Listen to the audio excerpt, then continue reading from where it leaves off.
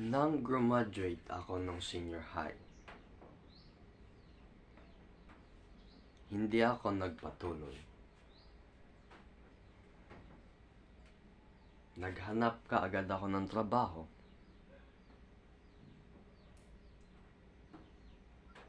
At alam mo kung saan ako napunta?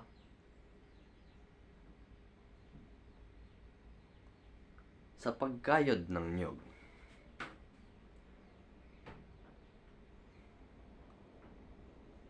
Isa siya sa mga learning experience ko na napaka-valuable. Dahil dito na-experience yung sobrang hirap, mabigat na trabaho. Hindi siya kasing bagat ng construction.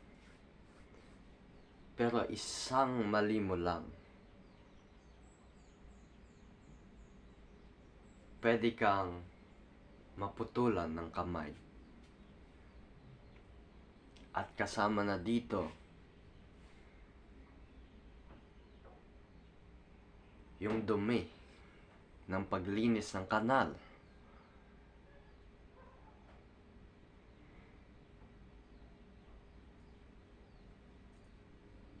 Kaya hindi lahat naririnig mo online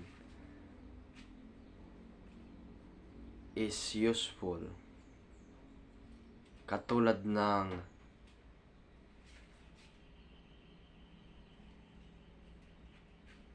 pag-quit ng college dahil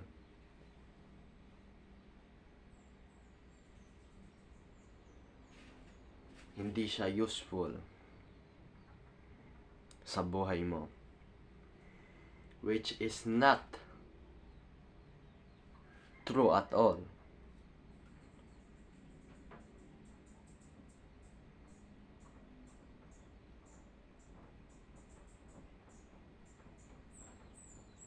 Kasi base sa experience ko, as I said, ang pagiging hindi college graduate is napakahirap unless may connections ka na sa ibang tao. Like for example, yung tita mo is like a manager in McDonald's. Then mas mapapadali yung paghanap mo ng trabaho. Pero kung wala ka namang connection, mahirap talaga as a non-college graduate. So, anong lesson ang makukuha mo dito?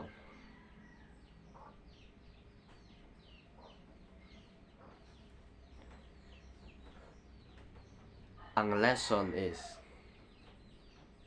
kung may opportunity ka na mag-enroll sa college ngayon,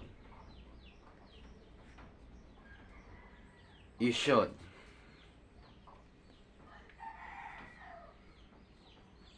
Because depende sa course mo, mag-enjoy ka ng full experience sa college. Like for me, for example, pinili ko yung business administration. And it's been fun. It's been fun. Kasi ang mas madami yung babae kaysa sa lalaki sa amin. So, it's cool pag nakikipag-socialize ka.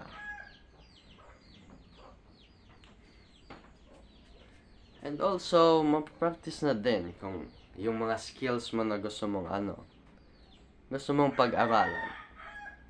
But mostly, nag-enroll lang ako sa business administration because mas madaming babae. At kasama doon yung pag-improve ko ng social skills. So, madaming babae, nag-improve ako sa social skills. Pag pinaghalo mo yon, it is super fun. It is super fun. Kaya kung may opportunity ka mag-enroll sa college, lalo na kung nag-self-improvement ka, nagle-level up ka araw-araw, nag-workout ka, naglo-looks maxing ka, ang college experience mo is magiging super fun. So, enroll sa college. Kung may opportunity ka, kung wala kang pambayad ng college, just enroll sa community college and have fun with your experience. Peace.